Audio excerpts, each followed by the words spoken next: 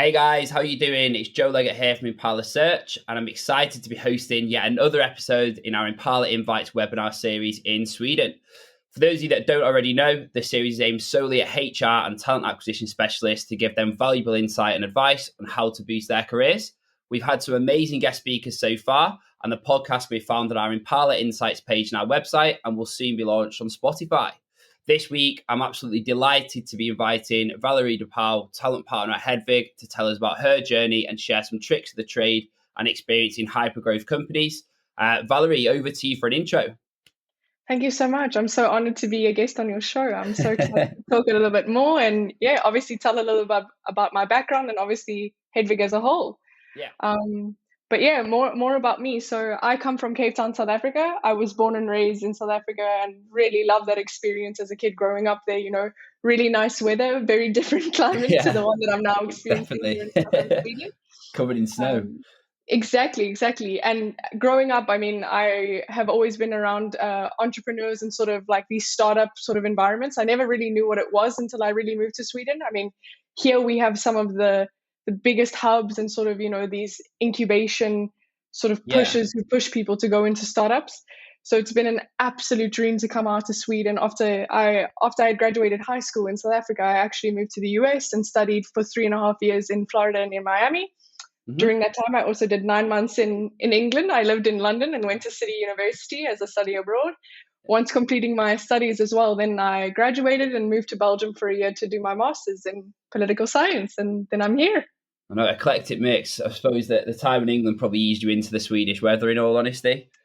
Most likely as well, Belgium. It's all very similar climates like London and where I was living in Antwerp in Belgium. So it was very, very similar. But this year we have been absolutely spoiled by the snow and it's just, brightened everything up. I'm still getting used to walking in it. I know that sounds very odd, but it can be quite intimidating at points when you have like a giant slope or something and you can't see the black eyes or something and then you fall. So still getting used to it, my third year into it.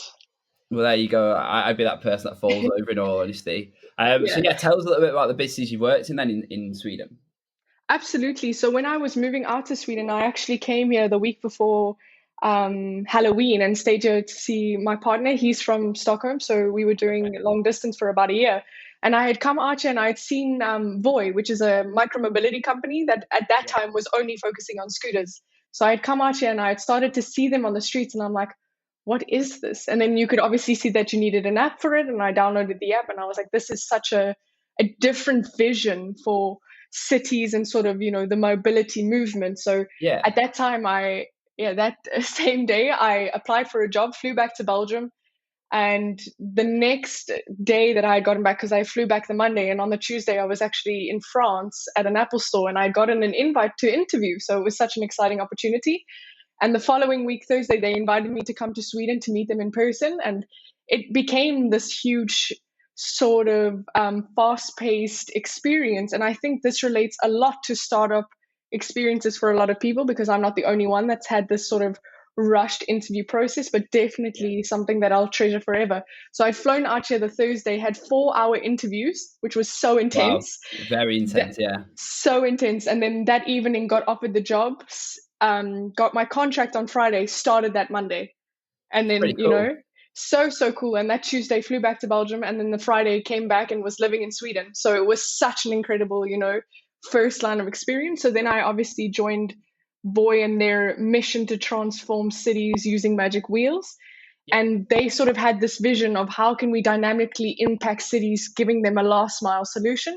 And at that time, they really wanted to sort of go pan-Europe and really explode in the market. So I had helped them, and we went from, I was employee, it wasn't sort of formally known, but I think I was anywhere from employee number 36 to 42.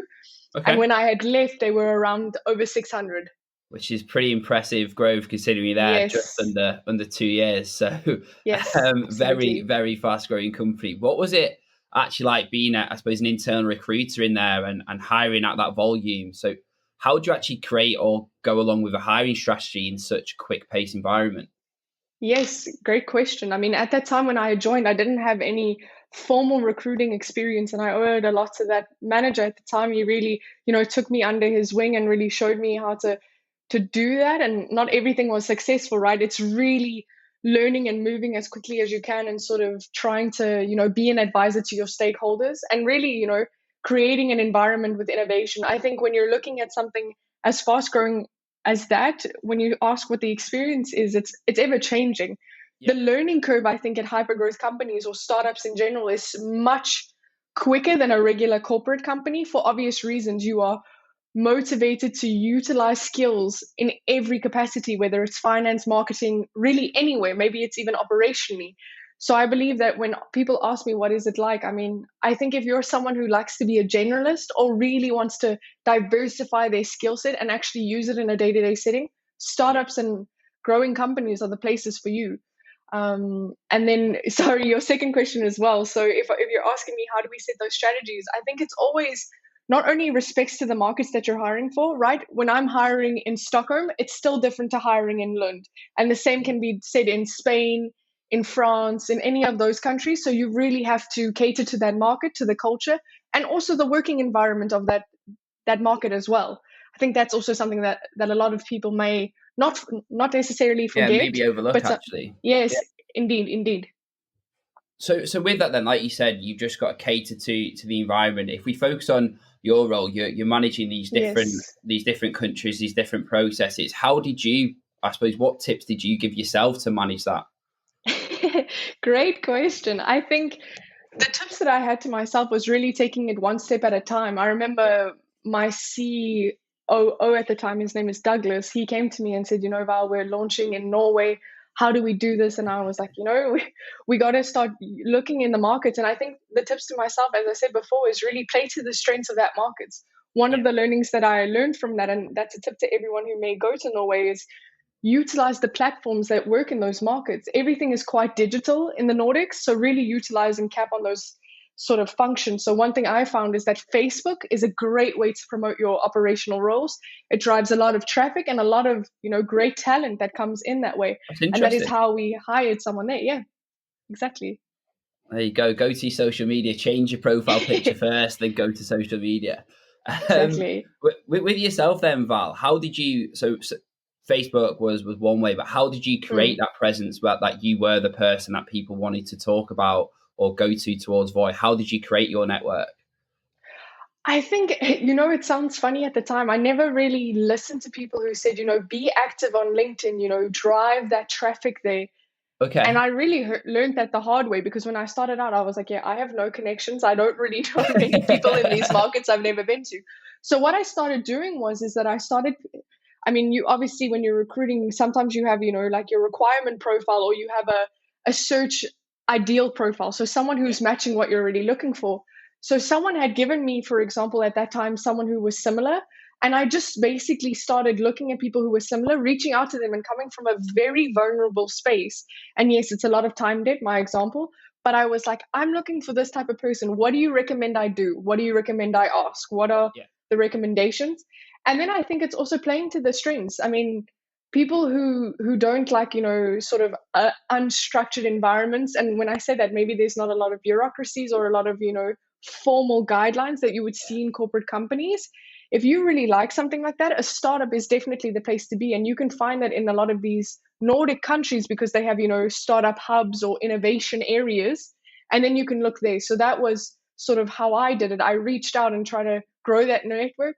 And then also engaging actively with strangers on LinkedIn, obviously, hopefully in a safe way for everyone, but mostly like reaching out and being and saying, we want to come here.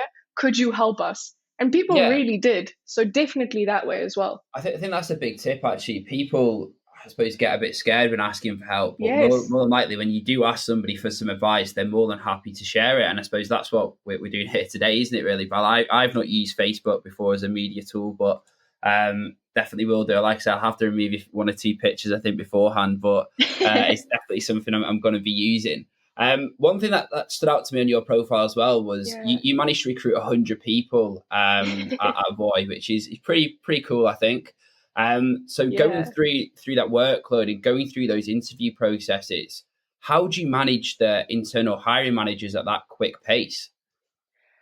I think, yeah, in the beginning, it was sort of this learning and growing and developing a structure that would maintain that. I think, there was a lot of times where it was a bit too much if I can reflect back on it. But it was also, I could never have done it without my team. I had an incredible coordinator that joined me very early on, April 2019, that really Okay. helped balance everything out. And I think one thing that I had learned, to your question, is ask for help.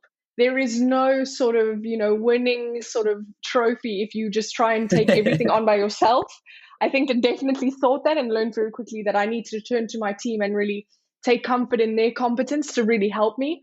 So Yeah. I got an incredible coordinator, and she's actually still working at VOI now as a people generalist on the HR team.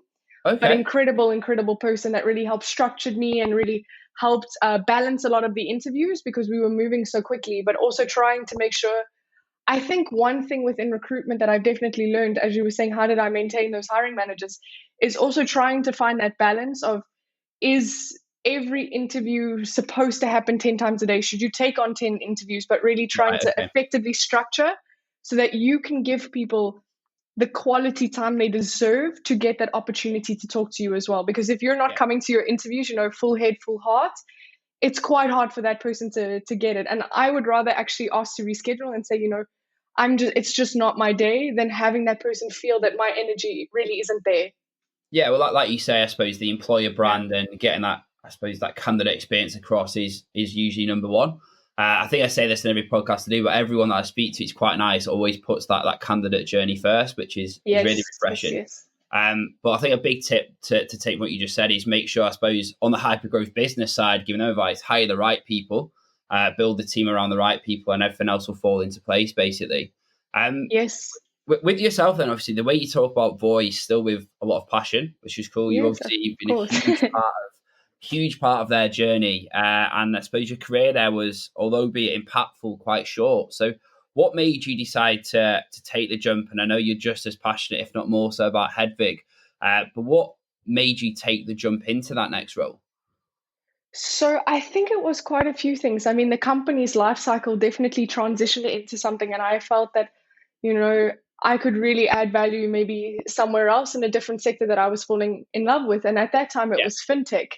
And Okay. specifically, I was traveling a lot. So I was learning more about, Monzo, Revolut, N26, and all of Challenger these banks. things. Yeah. Exactly. I was learning about the challenger banks and then really seeing, small sort of teams taking on incredible missions. And I thought, I'm going to go home and see if there are anything like that here. One of the most notable ones is, of course, Klarna. I mean, you have Luna coming from Denmark as well. But I was thinking, what if I take a step back and then really go something else that really steps me out of my boundaries? And I always said that I didn't want to work in insurance. And then, I mean, here I am. Because how I started out as a customer, they sort of want a low hanging fruit within the market. And this is coming from the customer journey that I faced with them, is that they were one of the very few that offered the entire customer journey in English, starting from, Right. your Okay. offering to your actual contract sign. Yeah. So that was the customer journey. And then from the employee perspective, I was on LinkedIn, and my manager that hired me at that time, her name is Kina, incredible person as well. She wrote such a vulnerable piece about providing employees with purpose. And I was so moved by it that I think that same week I applied. So Wow. I Okay. just thought, yeah. And I was like, wow, this is something that I really resonated with. And the culture that I experienced during my interviews was something I had never really seen. And a lot of that was because of her sort of influence there, when, at least from what I could see, right, I didn't know how they could do it. Yeah. And then I was just won over. It's a culture for people, by people, and really putting the human centric back to the forefront of business, which is extremely what insurance is about. It's security for people, so you are not owned by your things, but you own your things, knowing that your security is backed up somehow. So you have protection, if you drop something, or you have travelers insurance. Yeah. So yeah. It's pretty cool. I think they probably Yeah. need to pay you a little bit more for sales as well, Val, on that pitch there. Yeah. Making me want to look into it. Um, with fintech, as you said, it's one of the most, especially in Stockholm. Actually, there's so many fintechs popping up all Yes. around. What actually attracted you to fintech specifically, though? I know you did travel. Why fintech, though? I think it was because I always grew up thinking it was something I could never understand. I mean, everyone, Yeah. Knows the Wolf of Wall Street or the Big Smart. And, here's Margot Robbie telling you how to do sort of the banking environment in a bathtub. But I was like, oh, companies are now making it more and more applicable to people of any age to really get interested in financial technology. And I think Yeah. I was surrounding myself with people who were in that environment and so motivated by the fact that they were making things easier to financially educate people, but also educate themselves on how can I just be living a more, effective life with finance. And I think one of the companies that I owe a lot of that inspiration from is actually Clio. I'm not sure if you know about it. Yeah, no, Pleo, yeah. Yes. So, an incredible company who is changing the way that employees expense things and putting a lot of trust. And there is a key element in every single financial technology company that is coming out, especially in Europe. I mean, you have Brex in the US, for example, Yeah. but all of them are empowering. It's trust in the employees, it's human empathy, it's all of these very, very high valued targets for people first rather than the business. And I thought that was just so empowering as a sort of potential employee. So Yeah, definitely 100%. Clio was one of the first. Yeah, I suppose it's giving the power back to the people in a way, isn't it? We're not creating a incredibly movement so. here, but that's exactly what it does. And with yourself, then obviously you've made Yes. this change. I'm sure there's a lot of new opportunities and roles that you're recruiting for, which we will go on to in a second. But right now, if what is your role, Val, within Hedvig? What are you responsible for? So it's a bit sort of like open for me. I think I can have sort of an implication wherever I see fit. I mean, we have like sort of informal leaders. One thing that's very Okay, rare with Hedvig is that we have something called development coaches. You can pick anyone in the company as your development coach because you feel that they have a skill that either you want to strengthen, develop, or create for yourself. So I could be, I'm not at the moment, but I could be someone's informal, development coach. okay, But I would say my formal role is end-to-end recruitment. And obviously, I really see recruitment not as the service sort of role, but someone really as your advisor and partner, someone there not only to, be your yes man, but also to challenge you. Are you thinking yeah, about this the right way? Is it really another headcount or can it be replaced by a service or a okay, software or reprioritization, right? yeah. And I think that's definitely something that I do on the day to day. I sit with my hiring, we call them hiring Hedviggers. It's a great term. Everyone responsible. Alliteration there, There yeah. you go. And I think obviously end-to-end recruitment. So I deal, obviously with the candidate journey, candidate communication. I don't always get it right. I'm the first to say that. I definitely try and keep as much, I would say, on target. I like a lot of a communication. So I at least try at minimum to do it once a week. But it's also, trying to provide an experience where you feel valued for your time and your effort because I can't pay that back to you. No, So I want definitely. to exactly. So I want to make sure that you feel that it's fully vested for you as well. And then definitely trying to we also utilize, logic and personality tests, so making sure that those are working. And then also collaborating with people on further Hedvig adventures. We're trying to expand to other European markets, so definitely involved in those processes. Yeah, Yeah. it's a very open That's role. quite, like you say, it's quite exciting. Very one thing I want to touch on there. So there's a lot of, I suppose, people probably in your position that, like you say, should we just outsource a service here? Do we need this headcount? And you mentioned potentially challenging or going to the internal management team with your suggestions. How do you approach them in the right way? Because a lot of people struggle with not necessarily the conflict, but struggle with pushing back. So how do you manage that? Oh, I must say I'm spoiled for choice. One of our one of our values is collective thinking and sort of positive conflict. So I'm Okay. encouraged to do it. So I think if you don't have right now that sort of environment at your company, create it.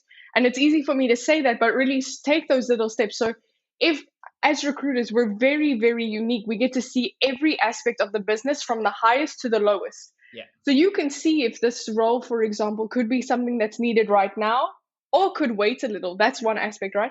But it's also within a lot of these hyper growth companies, you can also challenge and say, will this problem still remain if I hire another person for you in 4 months? Or is it just a problem during our sprint planning or this major project? Because Yeah. that's also a different conversation. Maybe you need an external, such as a consultant or something. But Mhm. then it also implicates to you how well have they thought about the implication of bringing another member on board. Right. Okay. I see. So they're then justifying their spend on their side as well. So it's a two-way Exactly. Yeah. conversation. Because then you can also, for your candidate that you're interviewing for that role, right? For example, if it's, yeah, currently I'm looking for a business analyst, when they ask me, what will this role look like in a year? Yesterday, I actually did that with one of my colleagues who challenged me and was like, let's create a recruitment profile. And then Yeah. we did, and it was like, what could I expect from this role in a year? And I never really looked at that question from so in depth. But candidates also ask, what does my journey look like within this Yeah. role? And exactly that point, then I can also shed more light on that aspect if I'm asking those questions instead of focusing on the here and now, but in longevity to truly give them an insightful experience during the candidate process, but also their employment period. Yeah, that definitely makes sense. And I suppose that's then attracting people that want to progress in your business and see it long term. So it benefits both parties in that way. With that hiring strategy and roadmap and looking at the longer term, then how are you actually defining that right now, Val? What processes are you going through to ensure you make it right? I don't know if I'll ever say that I'm getting it right all the time, but I think for me, it's to really sit down and think of what are the business implications. We obviously have goals. I think if you ask me what is Hedvig trying to do, we're obviously trying to create an international solution for insurance and give it back to the people, right? It's just stuff. It's one of our marketing mottos at the moment. I'm not sure if everyone wants to go check that out, please do, so you can have a better understanding. But it's also with these things that we are trying to do, we also need to look long term and saying, if we hire this now, will we be able to achieve that post, 2021? Yeah. But then also saying, maybe we need to rush some other positions because we won't be able to achieve those things without it. And I Okay. think just having that in mind, and there's always different questions and different approaches. I think with VOI, it was, if we didn't have this, would we have as a successful market launch or anything like that? And then how can the city actually operate without that competence on the ground, for example? But I think there's always various different questions. Every person is unique. So really utilize your strengths and ask those questions that you really feel confident in to really push that marketing strategy or hiring strategy as well, because sometimes they go in tandem. Yeah, definitely. So, like you say, not a one size fits all approach. Exactly. Like you find it really useful to use Facebook. Other people might just want to stick Yes. to LinkedIn. So it's using your strengths and creating your strategy that way. Yeah. With you moving into fintech, Val, like you said, it's a new Yeah. thing. It's quite exciting for you. What have your main challenges been so far? Because like you say, you don't nail everything straight away. So, what have your main challenges been so far? From a personal perspective or from the Hedvig perspective, just so I know how Both. to Yeah, answer it. Both. both. Okay. I think from a personal perspective is to understand all of the regulatory purposes, right? I think we Okay. all know everywhere around the world, right? There's regulatory bodies. And I think sometimes, I'm not sure if you've listened to it yet, but Elon Musk was on the Joe Rogan podcast and he said a lot Yeah, of I've governing listened. Yeah. bodies, yeah. And he said in the interview that a lot of governing bodies serve a purpose because they're better there than them not being there, right? So I can understand that a lot of them are there, but it's also sometimes questioning why are some of them, more difficult than the others. And that's not specifically for insurance, but because I'm super curious. I also listen to, for example, the FinTech Insider podcast and really trying to understand all of these different movements within the financial and insurance space. Why are they there? And really trying to understand the why. So I have the basic framework. And I Okay. think that's been my biggest challenge, is to really understand some of those complexities as simply as possible, because a lot of them are complex for no reason, Yes. and just trying to sort of get a bigger Just try and grasp. And that, just try and confuse you, don't they? When actually they're really basic. yes. Absolutely. And I mean, for example, I'm a Revolut customer, so another area that I just want to try and dive deep into. So that's definitely my personal perspective, focuses a lot more on the pure fintech space and more on the financial technology space than the insurance. But I think from the Hedvig perspective, it's also just trying to really utilize the current market. I think obviously within Sweden, we're continuously gaining more and more traction, but it's also, we're in one of the most competitive markets on earth right now. Yeah, one We hundred compete percent. with, yeah, we compete with, as I'm sure you know, we compete with Spotify, with Klarna, all these incredible startups that are just getting their feet off the ground. So I really think that that's one of the sort of areas where we compete, but it's also trying to get people to understand that human centric is so important now in a business, especially, for example, with everything that's been going on within the last year. Yeah. But definitely trying to help people understand, why is culture important? Why are values every single day being utilized important for an employee, and also, EQ as well? Yeah, that makes 100% sense to me. And I suppose you just mentioned Klarna and Spotify being Mm. startups there. Although they are startups, I think they're a little bit bigger than that. But you probably touched on a really good point, though. You are competing with them, and there's, I suppose, a lot of people in talent acquisition positions like yourself. They're working for smaller businesses, competing against these larger companies, specifically in Sweden. So, what's your advice for attracting talent and attracting somebody to come and join your team over a Spotify, over a Klarna or a larger business? What's your approach to that? Yeah, I think if I'm approaching people, it's always to make it as human as possible. I think a lot of these recruiting bots, unfortunately, on LinkedIn, you always know when you're getting one as well in your email. But I think when I, for example, approach a person on LinkedIn, more often than not, I'm actually using time data, and I'm actually going on their profile and making that email as hyper personalized as possible. So I'm using specifics, sort of similar to what you did actually for me to invite me on the show, Brownie but really point for me. saying, Brownie point for Joe. Come on. yes, exactly. But I think really using the specifics, so saying, it must have been so interesting when you lived here. It's so Yeah. cool that you've achieved this and now you're doing this. How has that been going for you? And then really saying, your profile really looks like something that could be our missing puzzle piece. Let's Mhm. chat about it and see if that is actually true. So trying to obviously entice the person, but also making sure that they know I have actually spent time trying to get to know them. So Yes. So it's that's for forming the that connection approachability straight part. away, basically. Yeah, like you Yeah. say, it's opening that door and making them more approachable. So something that you said a couple of times there, actually, Val, is Yeah. time debt. And Yeah. I suppose invest in that time initially.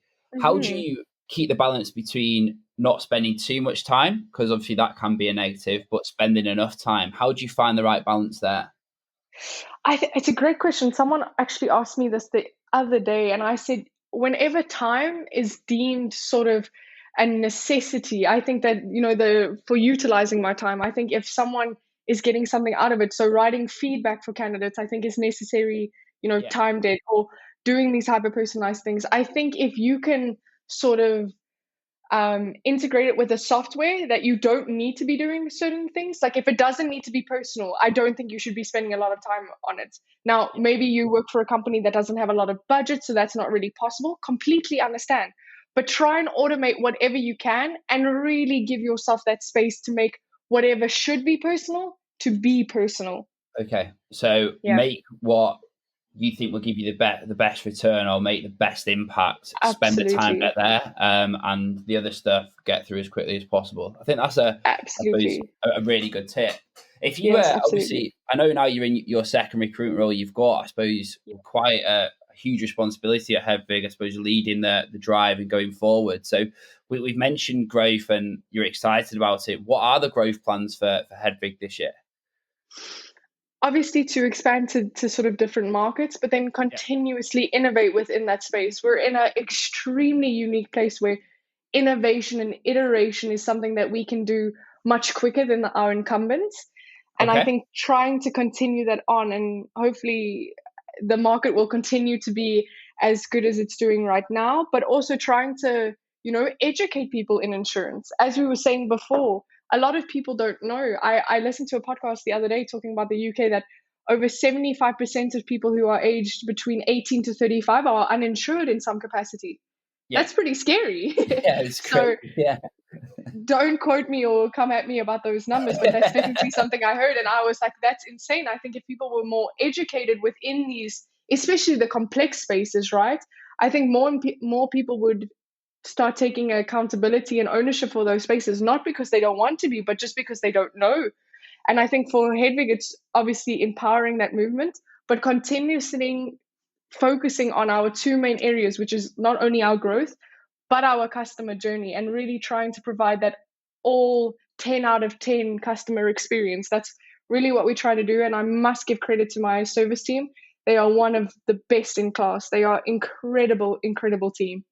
Again, pitching the business again, Val. You should be Yeah. on commission there. I Any work chance with you get? incredible people, so I have to give them credit wherever they Yeah, are. So I it, really believe in them. makes it easy. In terms of yourself, then, if you could take a look at your career and with Yeah. hindsight as a power, if you could give yourself, I suppose, three tips or any advice, what would you do differently?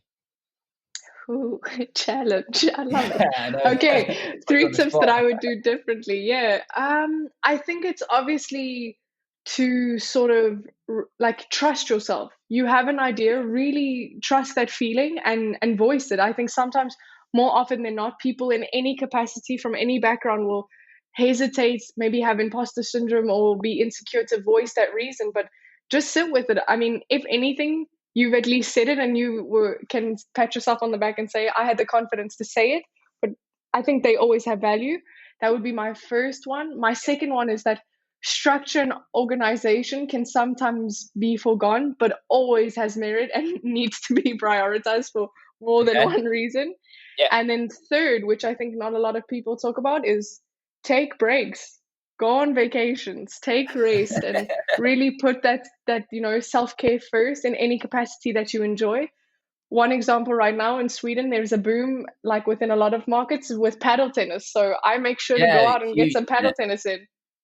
Yeah, I think even Himich is invested into paddle tennis, hasn't he? I've not played myself, but it looks quite fun actually. A little bit easier than tennis, but a little bit harder than table. It's like squash, but tennis, isn't it? Yeah, it's like squash meets tennis meets like some sort of other thing. I think the reason that I like it is because the first couple of times I went to go play, we have one here in like Friedhamn, which is near like Östermalm, and then we have one that is actually one of the stadiums in Stockholm.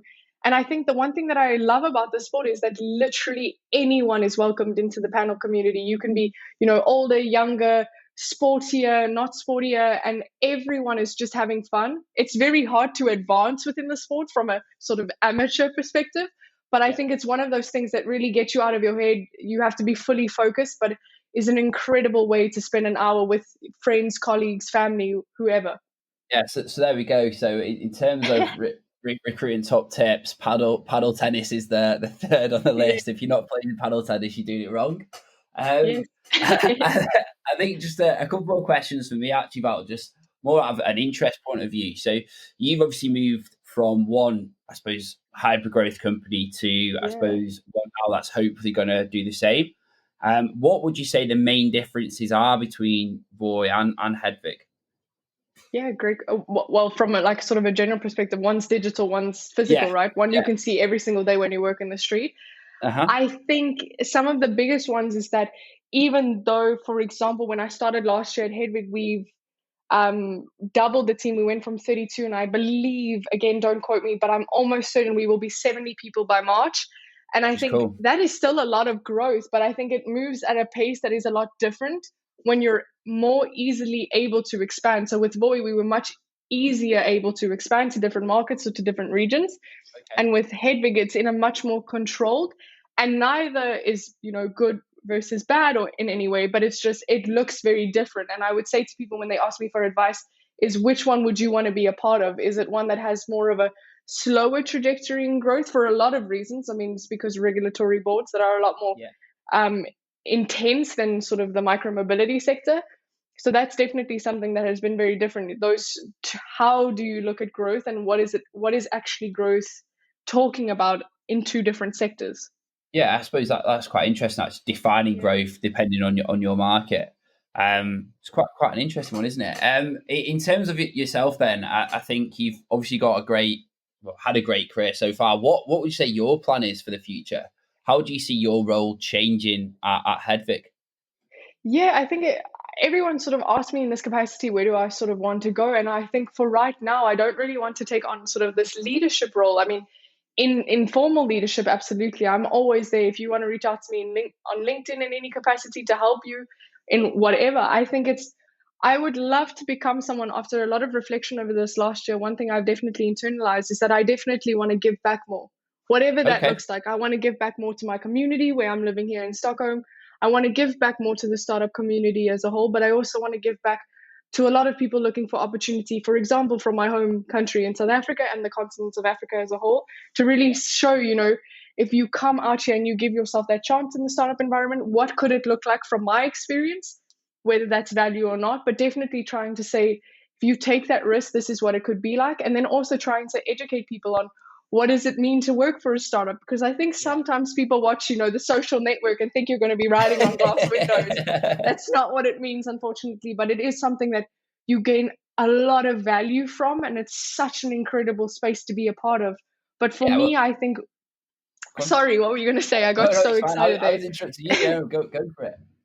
I think sort of in the long term, I would definitely love to experience a different market that I haven't been a part of before. I've always said that I would love to potentially move to Asia, like Singapore or something there, or even Australia or New Zealand. But I definitely think trying to utilize and experience as much as possible. I think I have so much still to learn and to give back, but definitely trying to add value wherever that may be. And I'm so excited to watch what others are doing in the startup space.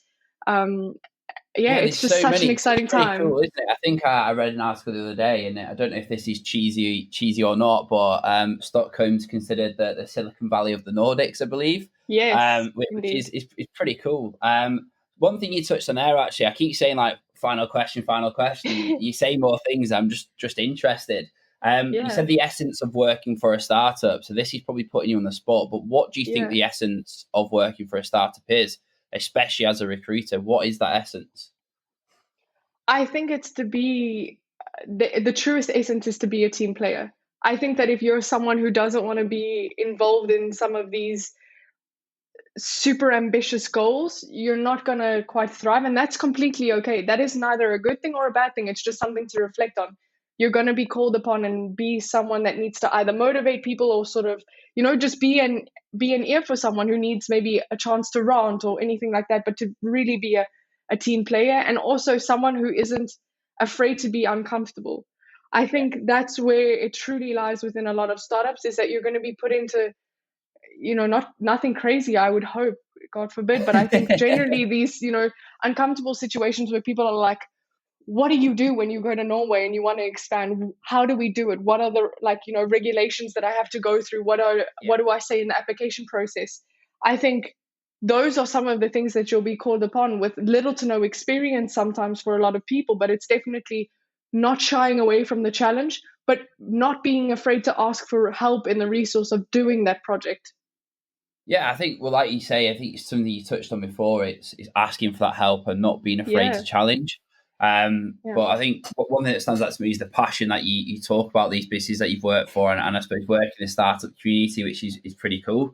In terms of the podcast, Val, I just want to say Yeah. thank you again. I think for me, I've definitely taken, well, two or three things from this conversation today that I'm going to put into practice going forward. So thank you. I mean, you said you wanted to give back. You've already, I suppose, given back to me, which is, again, quite cheesy, and I'll probably I get taken the mickey out of by my colleagues for saying that, in all honesty. I'm going to regret that, I think, Val. But no, I really appreciate your time. As always, guys, thank you for listening in.